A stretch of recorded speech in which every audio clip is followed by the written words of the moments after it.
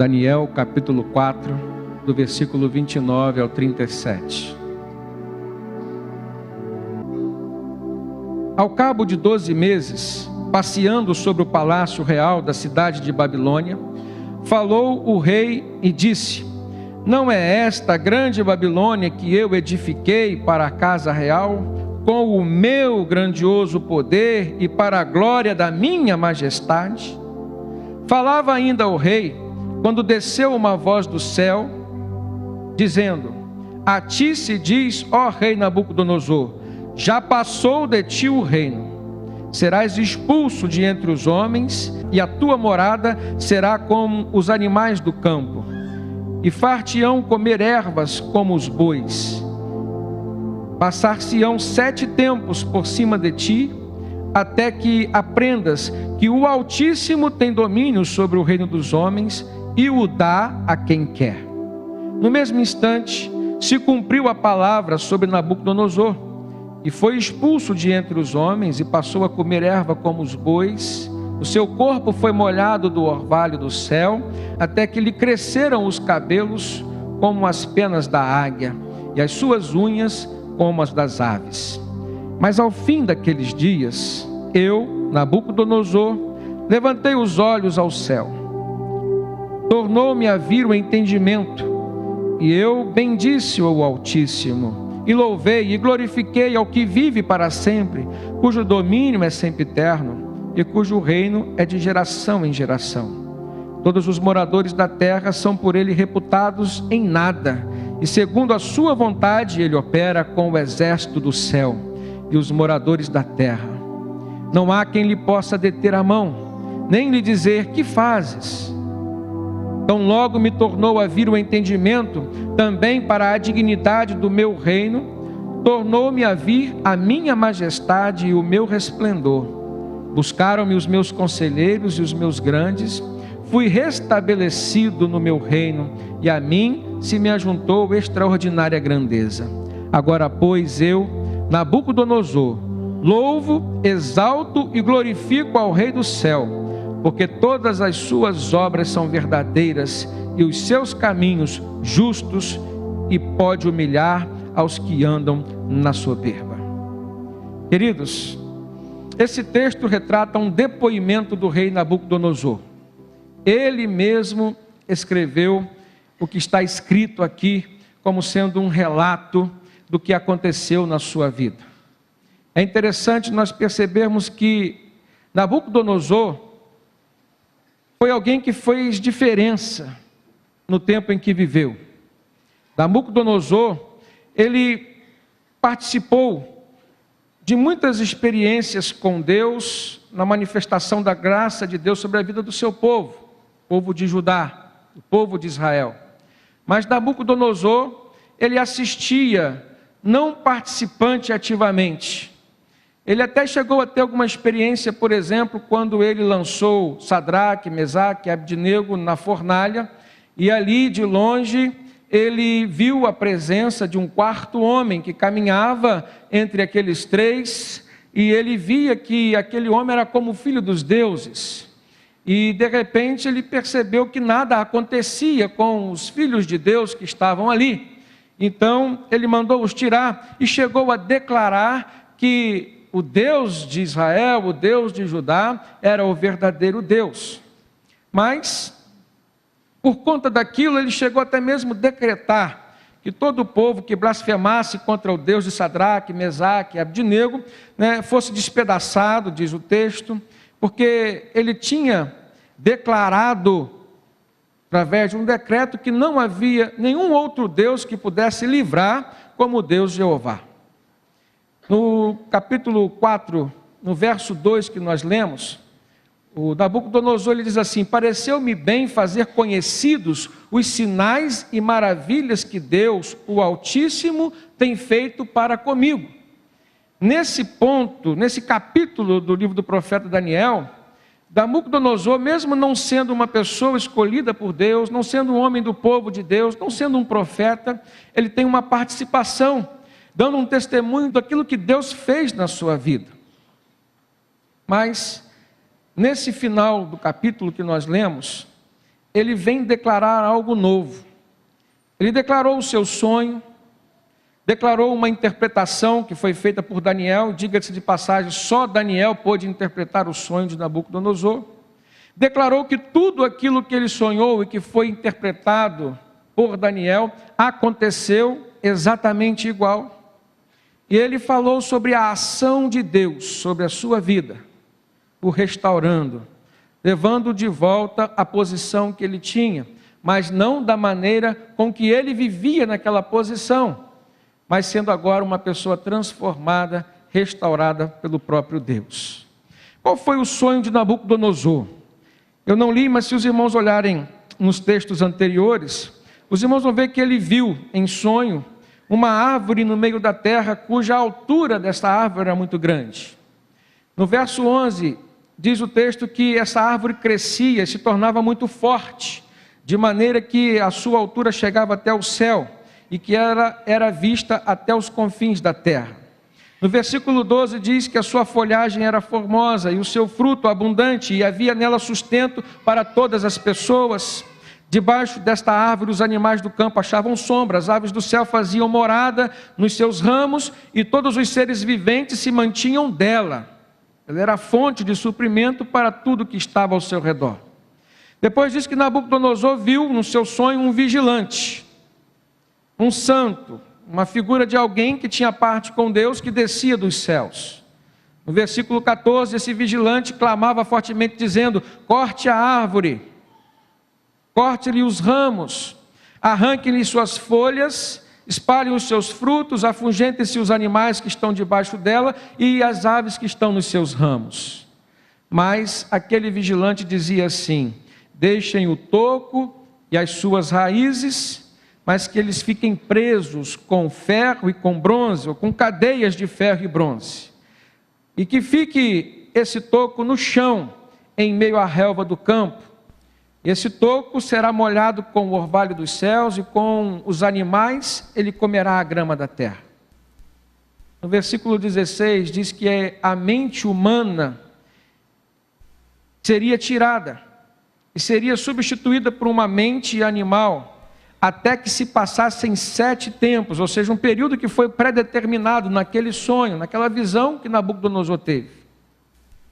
E aí a sentença foi dada pelos vigilantes, dizendo que era uma ordem que tinha vindo dos anjos, e que o objetivo daquela sentença e daquela ordem, daquela ação, era que conhecessem todos os viventes da terra que o Altíssimo tem domínio sobre o reino dos homens, e que ele dá esse domínio a quem ele quer, até ao mais humilde dos homens ele pode constituir sobre eles. E aí no verso 18, Nabucodonosor diz: foi isso que eu vi nos sonhos. Irmãos, nós percebemos que existem alguns pontos importantes nesse sonho. Mesmo sem sermos o Daniel daquele tempo, ao lermos esse texto, antes de até mesmo lermos a interpretação, nos chama a atenção, por exemplo, a presença dessa grande árvore. E ela é sugestiva, porque naquele tempo o que se apresentava diante dos povos era o reinado de Nabucodonosor. E o fato daquela árvore crescer e de ter ali os animais, as pessoas sendo supridas por esta árvore, nos faz pensar que ela representava justamente o seu reinado político, a sua influência econômica sobre toda aquela região. Mas nos chama a atenção essa relação de dependência que foi criada entre todos os seres viventes e aquela árvore. Nos chama a atenção a intervenção que veio dos céus, o vigilante que chegou e que mandou cortar a árvore. Mas nós vemos aqui um detalhe: a preservação daquele toco da árvore e de suas raízes, como quem estava determinando que ela não deveria morrer, mas que a sua vida fosse preservada. Nos chama a atenção o fato de que foram usadas amarras, cadeias de ferro e de bronze. Isso nos faz entender que aquela pessoa que veio do céu trazendo uma mensagem de Deus, um decreto, uma sentença, tinha também uma ideia, um objetivo de demonstrar que o controle do crescimento daquela árvore também estava nas mãos de Deus.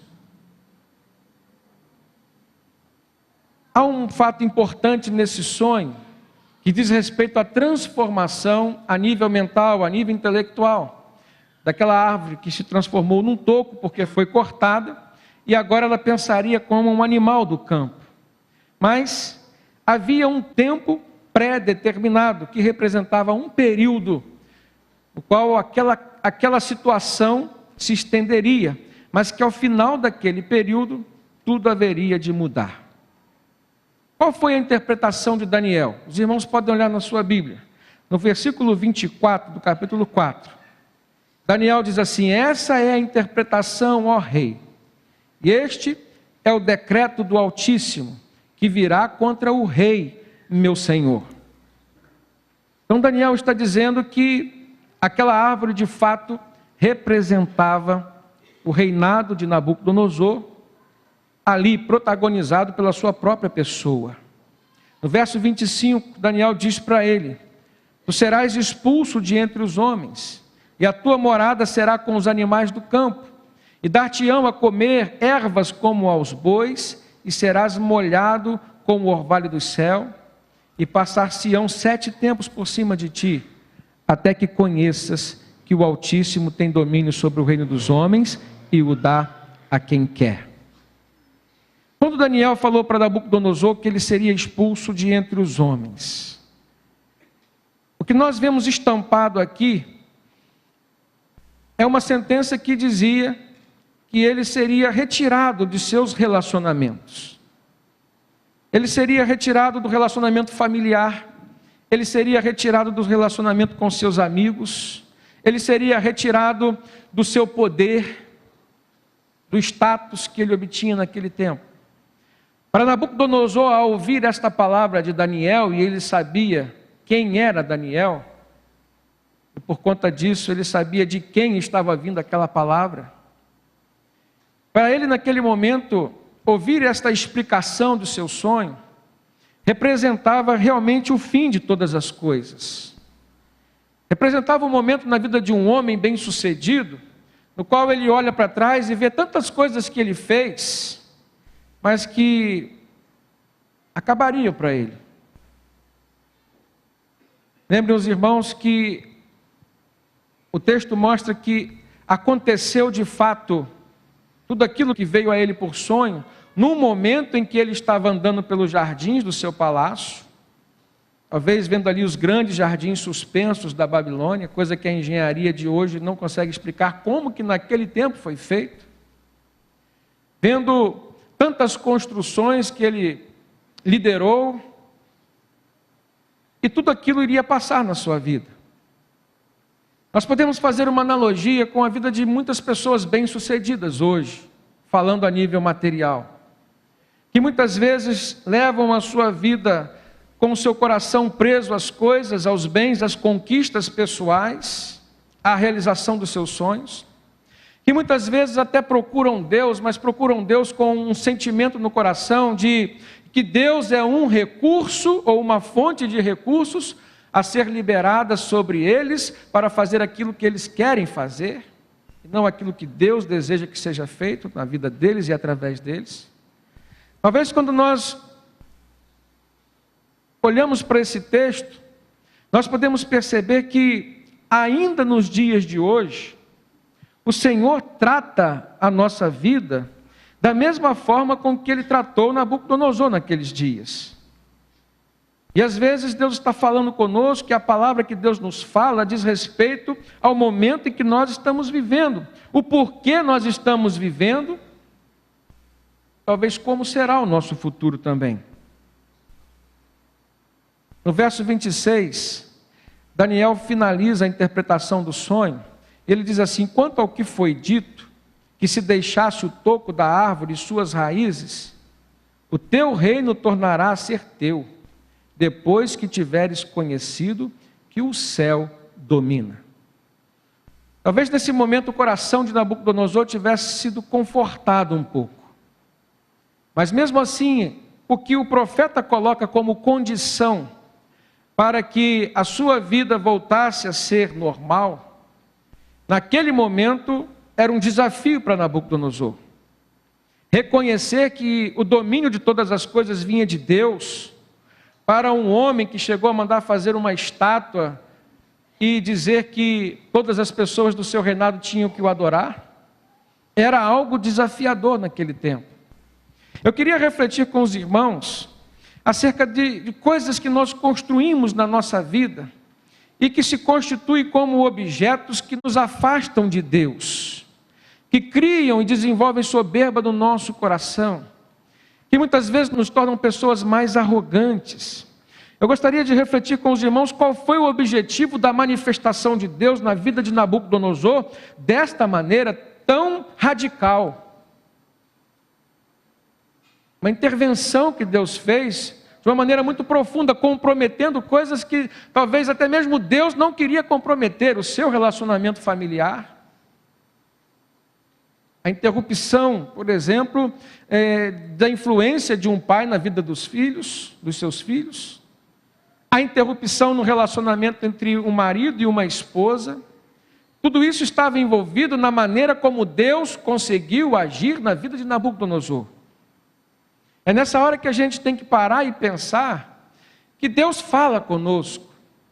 E quanto mais nós teimamos em ouvir ao Senhor ou não ouvir ao Senhor, desobedecendo, fazendo vista grossa aquilo que Ele está falando conosco, é isso que vai determinar até que ponto ou em qual profundidade Deus vai tocar em nós. Nós é que determinamos até que ponto Deus vai nos atingir. As coisas que estão ao nosso redor em que Deus vai ferir ou vai intervir. O quão endurecido está o nosso coração é que vai determinar a força com que Deus vai ter que tocar nele para quebrantá-lo. Por isso que Nabucodonosor sofreu da parte de Deus uma intervenção dessa forma. E o texto é categórico em dizer que ele era uma pessoa soberba, uma pessoa arrogante pelo sucesso que ele obteve. O objetivo daquele tratamento era simplesmente levá-lo a entender que era o Altíssimo que tinha domínio sobre o reino dos homens, e não ele, Nabucodonosor. E que Deus é quem dava esse domínio, e que Deus dava esse domínio a quem Ele queria dar. E isso precisava chegar aos ouvidos de Nabucodonosor, tratar a sua mente, de forma que ele pudesse fazer uma pessoa mais dependente de Deus, mais submissa a Deus, menos soberba no seu coração, e assim então pudesse se relacionar com o Senhor. Nós, irmãos, embora num nível muito menor de influência, de poder, em relação ao que Nabucodonosor ocupava naquele tempo, às vezes estamos permitindo que o nosso coração seja tomado por algum tipo de soberba, por algum tipo de arrogância. Isso às vezes vem a nível espiritual. As igrejas hoje às vezes estão cheias de crentes arrogantes espiritualmente falando, de pessoas que se acham com algum poder para intervir, para fazer, para declarar, para determinar, quando que na verdade o que elas precisam ouvir hoje é que existe um Deus que tem domínio sobre todas as coisas, e que Ele dá a quem quer, e que Ele usa quem Ele quer, no tempo que Ele quer, e que também pode fazer cessar esse poder na vida de quem Ele desejar. E esse poder emana dos céus. E sem esse poder, a verdade, irmãos, nós não conseguimos viver. Pense naquilo que você pode fazer hoje, que é algo estritamente necessário para a sua vida, para a sua existência. E você vai verificar que isso não vem de você. Existe um Deus que está por cima de todas as coisas. No final da palavra de Daniel, ele dá um conselho para o rei. Olha no verso 27 o que ele diz: portanto, ó rei, aceita o meu conselho e põe termo pela justiça em teus pecados e em tuas iniquidades, usando de misericórdia para com os pobres, e talvez se prolongue a tua tranquilidade. Em outra versão nós lemos, e talvez continues a viver em paz. O que Daniel aqui, como profeta de Deus, fala para o rei, é que havia pecados na sua vida que ainda não tinham sido confessados. Nabucodonosor havia se acomodado e se conformado dentro de uma situação de pecado. E aqui, enquanto rei, enquanto alguém que detinha o poder político, ele trouxe para a sua nação algo que a Bíblia chama de iniquidade, ou seja, o pecado institucionalizado. A iniquidade nada mais é do que um pecado que se tornou comum, que se tornou normal, e que muitas vezes foi até mesmo legalizado. E a palavra de Deus nos ensina que quando a iniquidade toma conta de uma nação, o que resta a Deus é lançar os seus decretos, fazer uma intervenção, e muitas vezes essa intervenção vai custar caro. O que essa palavra nos faz pensar tem duas vertentes. A primeira vertente aponta para uma região geográfica, para a nação. E nós podemos pensar, talvez hoje, a nível de nossa região, onde nós estamos habitando, onde nós tiramos o nosso sustento, onde nós convivemos com as pessoas, cultivamos os nossos relacionamentos. E nos traz uma tristeza profunda quando as pessoas com quem nós nos relacionamos, muitas vezes são roubadas de sua alegria. Porque a iniquidade se instaurou, e às vezes o que nós estamos vendo é uma manifestação do poder de Deus, no sentido de levar a correção, de levar o entendimento ao coração das pessoas que promoveram isso. Mas a segunda vertente nos faz pensar, não a nível regional, não a nível geográfico, não a nível político, mas nos faz pensar a nível pessoal. Me faz pensar a nível da minha própria vida, e aquilo que está relacionado com a minha vida de uma forma direta. Essa segunda vertente nos faz pensar a nível da nossa família, por exemplo. Quantas coisas hoje nós vemos acontecer dentro dos nossos lares, quantos problemas às vezes nós percebemos que estão acontecendo, e muitos deles são consequências de erros do passado, muitos deles são consequências de pecados que ainda não foram confessados e por isso ainda não foram perdoados diretamente, ainda não foram consertados diante de Deus. E o que resta ao chefe de família ou à mãe, como a dona da casa, é justamente rever esses conceitos, reparar estas brechas que foram abertas ao longo do tempo, brechas espirituais, e acertar a sua vida com Deus, fazer um balanço. Foi justamente o conselho que Daniel, enquanto profeta, deu ao rei Nabucodonosor.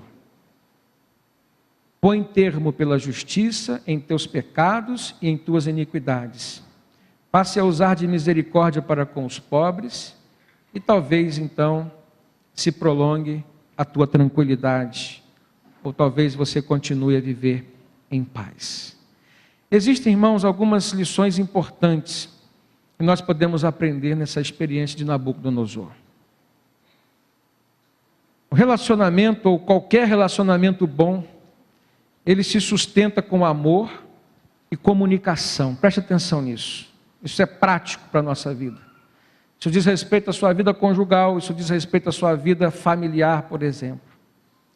Todo relacionamento bom se sustenta com amor, mas também com comunicação. E nós vemos que o Deus que amava Nabucodonosor se manifestou a ele em sonhos, se comunicou com ele e falou, como forma de aviso, de alerta, o que estava para acontecer com ele. Os principais pecados que Deus falou foram a soberba, a arrogância. Deus falou também sobre a injustiça social, ele era um homem que oprimia os pobres. Deus se manifestou e se revelou a Nabucodonosor, Já era a segunda vez que Deus estava se manifestando, ou seja, esse sonho foi uma oportunidade que Deus lhe deu de se aproximar dele, de conhecê-lo. Aquela árvore que Nabucodonosor viu no seu sonho, ela seria cortada, e Nabucodonosor recebe uma revelação da parte de Daniel que se referia a ele. Era a própria pessoa do Nabucodonosor que estava para passar por aquela correção, aquela intervenção de Deus. Então Deus envia esse conselho, ou seja, como uma forma de comunicação. Primeiro Deus fala por sonho, segundo Deus fala pelo profeta, e isso nos faz entender que Deus falava com Nabucodonosor. Isso nos leva a entender que muitas vezes hoje Deus está falando conosco e nós não estamos dando atenção. Isso nos leva a entender, irmãos, que o cuidado de Deus se manifesta sobre a nossa vida também pelo seu falar. Nós olhamos Deus falando com o seu povo, lá em Isaías capítulo 58, no verso 6, a partir do verso 6, Deus usa agora o profeta Isaías para falar diretamente com o povo de Israel acerca daquilo que estava sendo rejeitado por Deus na sua adoração, na sua religiosidade. E Deus fala sobre o jejum daquele tempo, que era uma expressão de religiosidade na vida do povo. Deus diz assim, Isaías 58, 6, porventura não é este o jejum que eu escolhi, que soltes as ligaduras da impiedade, que desfaças as ataduras da servidão, que deixes livres os oprimidos e que despedaces todo o jugo? No verso 7, Deus fala assim, porventura não é também que repartas o teu pão com o faminto e recolhas em casa os pobres desabrigados? E se vires o nu, o cubras e não te escondas do teu semelhante? Nós percebemos que aquilo que Deus reclamou com Nabucodonosor, sendo ele um homem ímpio que não pertencia ao povo de Deus, sendo ele uma pessoa com quem Deus não tinha compromisso, com quem Deus não tinha uma aliança, foi a mesma coisa que Deus veio reclamar com o seu povo, o povo de Judá. Isso significa que nós hoje, enquanto igreja do Senhor Jesus, mesmo sabendo que estamos debaixo de uma aliança com Deus que é inquebrável, nós podemos cultivar em nosso coração e nas nossas atitudes coisas que estão desagradando a Deus e que infelizmente até fazem parte da nossa religiosidade. Muitas vezes o sistema nos leva a fazer determinadas coisas mecanicamente, não nos alimenta a alma, não nos alimenta o espírito, mas muitas vezes nos ilude, tão somente nos ilude, com ritos, com atitudes. Isso nós podemos pensar a nível de ação social, podemos pensar a nível de cultuarmos a Deus, vir pessoas que vêm muitas vezes ao culto como uma atitude mecanizada, isso não agrada ao Senhor. Aqui em Isaías 58, Deus está falando do jejum, era uma atitude que refletia a religiosidade de um povo, do povo de Deus, mas que estava sendo reprovada por Deus, justamente porque o povo estava querendo agradar a Deus com sacrifícios, mas não estava fazendo o que Deus havia determinado que eles fizessem, a nível de obras e tratamento para com as pessoas. Por isso que certa vez Deus mandou o profeta Samuel falar com Saul. Agrada mais a Deus o obedecer do que o sacrificar. E muitas vezes nós estamos nos iludindo, irmãos, com sacrifícios tolos, com ofertas tolas, porque o nosso coração não está comprometido com a causa verdadeira de Deus. Porque o nosso coração, muitas vezes, tem dado espaço somente para um egoísmo. E vestimos uma camisa de cristão, quando dentro de nós não existe nenhuma atitude que venha a refletir o amor de Deus pelas pessoas. Quando Deus manifestou a sua ira contra o povo de Israel e de Judá, falando que aquela forma de jejum não era a que ele tinha escolhido, Deus também falou que se eles mudassem, a luz do Senhor haveria de romper sobre a vida deles, a cura do Senhor haveria de brotar sobre a vida deles, a justiça do Senhor estaria presente na vida deles, e que a glória do Senhor seria sua retaguarda. E aí, irmãos, preste atenção numa coisa muito importante para nós enquanto cristãos hoje. A qualidade do nosso relacionamento com Deus, aquilo que nós guardamos dentro do nosso coração e que dizemos trazer, por exemplo, para o culto, para oferecermos como sacrifício espiritual ao Senhor, vai determinar a maneira como Deus vai se manifestar a nós.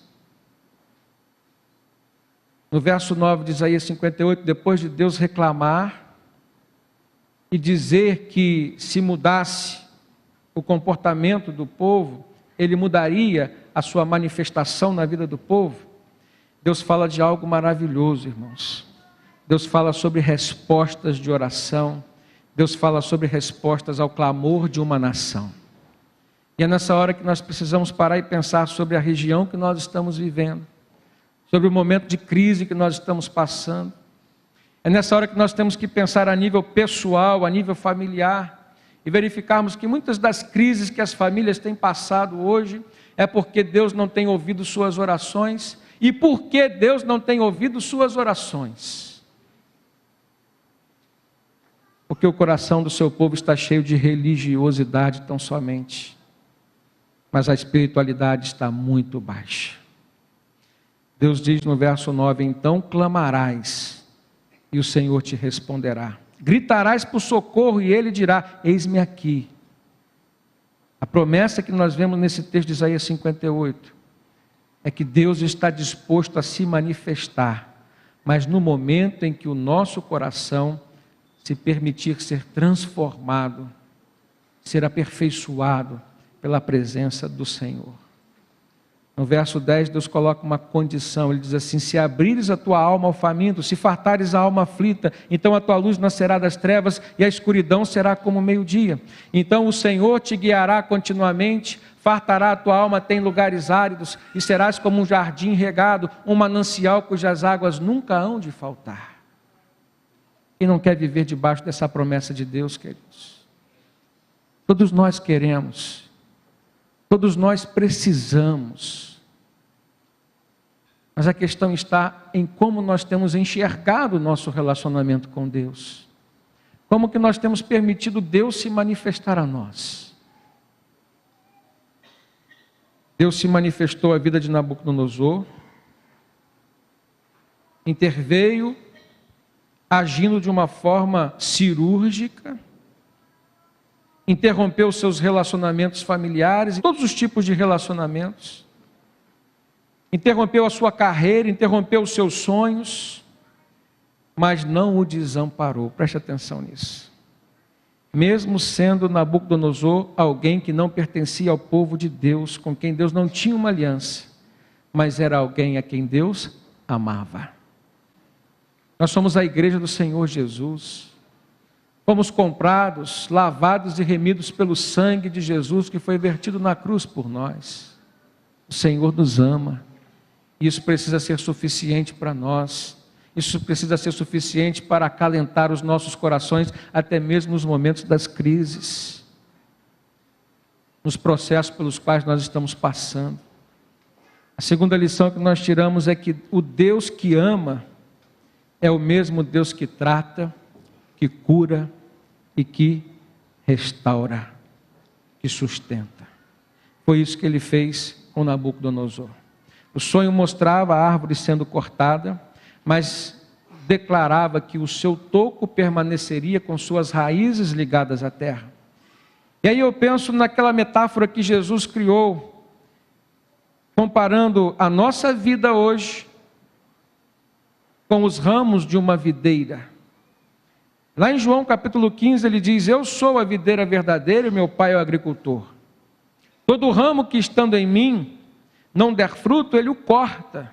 E todo o que dá fruto, ele limpa, para que produza mais fruto ainda. Eu sou a videira e vós sois os ramos. Quem permanece em mim e eu nele, esse dá muito fruto, porque sem mim nada podeis fazer.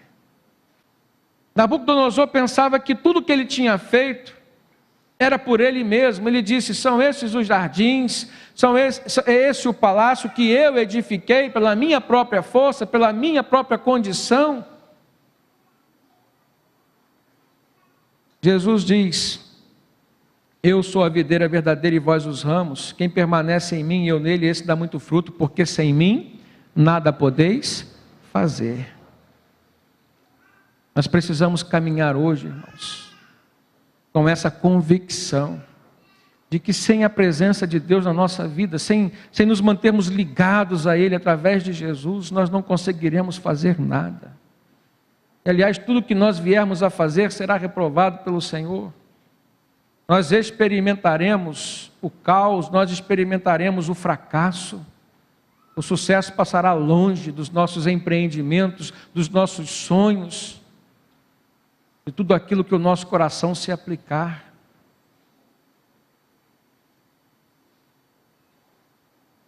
A visão que Nabucodonosor teve foi de que, após ser cortado, ele receberia uma mente de animal, ou seja, haveria uma transformação a nível intelectual e mental. E foi isso que aconteceu. Deus fez com que não só Nabucodonosor, mas toda a sua família e todos aqueles que estavam envolvidos com ele, passassem a viver na sua dependência.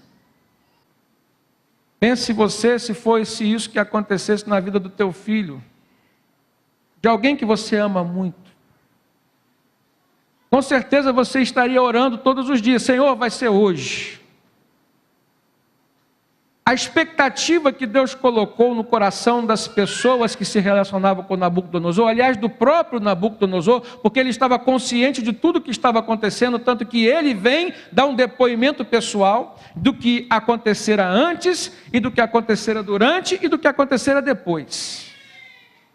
Deus tratou o coração de Nabucodonosor contra a soberba, e fez dele uma pessoa mais dependente de Deus. Deus tratou o coração da sua família, Deus tratou o coração das pessoas que se relacionavam com ele, fez com que quebrasse aquele paradigma de que era daquela árvore que vinha o seu sustento, sendo a árvore o rei, e fez com que as pessoas entendessem que todo o poder vinha do alto, do Altíssimo, e que ele é quem dava a quem ele quisesse. Pense, irmãos, custou caro para Nabucodonosor, custou muito caro para a sua esposa, para os seus filhos, ver aquele tratamento. Mas foi a única forma como Deus viu de tratar um coração soberbo e transformar num coração quebrantado. Foi a única maneira que Deus teve para fazer aquela obra na vida de Nabucodonosor. Em Romanos 12, 2, o apóstolo Paulo diz: portanto, não vos conformeis com este mundo, mas transformai-vos pela renovação da vossa mente, para que experimenteis qual seja a boa, perfeita e agradável vontade de Deus. A transformação que aconteceu na vida daquele homem, na sua mente, que aliás foi uma transformação em dois sentidos. Ela o levou ao fundo do poço, transformando-o num animal, mas ela voltou, foi uma transformação reversa, trazendo novamente a mente de uma pessoa, mas com uma mente renovada, transformada e agora totalmente quebrantada, reconhecendo que era Deus quem tinha o poder sobre todas as coisas. O que Paulo está nos dizendo, irmãos, é que ainda hoje nós precisamos permitir que o Espírito Santo venha transformar a nossa mente, porque se não for assim, nós não vamos experimentar a vontade de Deus, que é boa, que é perfeita e que é agradável. Permita-se ser trabalhado e transformado pelo Espírito Santo. Não dificulte a obra de Deus na sua vida, preste atenção nisso. E nem se permita ser iludido, nem muito menos enganado com ativismo religioso. Não é o fato de você ser uma pessoa religiosa que vai trazer a presença de Deus para o seu coração, mas é o fato de você ter um coração quebrantado, sensível à voz do Senhor e disposto a obedecê-lo. Isso sim é que vai determinar a manifestação da glória, da graça e das bênçãos de Deus sobre a sua vida. Havia um tempo pré-determinado para esse período de tratamento na vida de Nabucodonosor. Daniel, capítulo 4, no verso 25, ele diz: passarão 7 tempos, até que você conheça que o Altíssimo tem domínio sobre o reino dos homens e ele dá a quem quer. É assim que Deus faz, irmãos. Deus nos trata, porque Ele nos ama. Em Jeremias 18, nós vemos Deus mandando o profeta ir até a casa do oleiro, dizendo: olha, o que você vai ver ali é o que eu vou fazer com o meu povo. E o que Jeremias viu foi o oleiro fazendo um vaso de barro sobre uma roda, e aquele vaso tomou uma forma errada. O oleiro então teve que amassá-lo completamente, voltar aquela matéria à posição simplesmente de um barro amassado, para depois começar a refazer o vaso e dar uma forma boa para ele. Às vezes, irmãos, nós estamos passando por esse processo, como barro na mão do oleiro. O que Deus está fazendo conosco é nos tratando e nos levando a uma forma que Ele sonhou e pensou para nós. Queridos, nós sabemos que quando somos amassados por Deus, é um processo doloroso. Mas eu quero dizer que é um processo que vale a pena passar por ele. Não reclame das suas provações, suporte-as. O máximo que você pode fazer e deve fazer é mudar o seu coração, permitir que Deus se transforme o quanto antes, para que você seja de fato formado na maneira como Deus quer e seja um vaso útil para o seu reino. Nós precisamos querer passar, sim, por esse processo, mas alcançando aquilo que Deus quer fazer conosco. Por último, irmãos, o Deus que ama, o Deus que cuida e trata, é o mesmo Deus que perdoa e que dá uma nova chance de se caminhar junto. No versículo 34, é o versículo que determina o fim de todas as coisas. Ele diz assim: mas ao fim daqueles dias, eu, Nabucodonosor, levantei os olhos para o céu. Preste atenção para onde Nabucodonosor olhou. Ele não olhou mais para as coisas que ele tinha feito aqui na terra, mas ele olhou para os céus, de onde emanou, de onde veio todo o poder sobre a sua vida. E ele disse: levantei os olhos ao céu, tornou-me a vir o entendimento, e eu bendisse o Altíssimo, e louvei e glorifiquei aquele que vive para sempre, cujo domínio é eterno e cujo reino é de geração em geração. Quais foram as atitudes de Nabucodonosor depois de ser um homem restaurado por Deus? Ele levanta os olhos aos céus, como tendo uma atitude de gratidão e de submissão, algo que não cabia num coração soberbo como era o seu coração antes, mas agora é a primeira coisa que ele faz. A segunda atitude, ele recebe um entendimento real sobre a sua vida, e isso demonstra que houve uma manifestação da presença do Espírito Santo sobre ele, trazendo um discernimento espiritual. E ele então bendiz o Senhor e glorifica a Deus. Ele mostra uma atitude de adoração e de louvor, que nada mais é do que uma expressão de amor e gratidão na vida de quem entende e atribui que o mérito de tudo aquilo que aconteceu não lhe pertence, mas sim pertence ao Senhor. Eu quero te dizer uma coisa finalizando essa palavra. O mesmo Deus que tratou Nabucodonosor no passado é o Deus que nos trata hoje. E a maneira com que Ele tem de entrar na nossa vida, de moldar o nosso caráter, de trazer sentimentos que vêm do céu, é através do seu Filho Jesus. Em Jesus nós podemos e devemos nos espelhar. Em Jesus nós encontramos a fonte de poder. A palavra diz que a esse nome Deus dá poder. A esse nome Deus confere autoridade. A esse nome todo joelho se dobrará e toda língua confessará que Ele é Senhor. E não há outro lugar, irmãos, para nós hoje centrarmos o nosso coração, a nossa vida, os nossos sonhos, os nossos planos, que não seja o centro da vontade de Jesus sobre todos nós.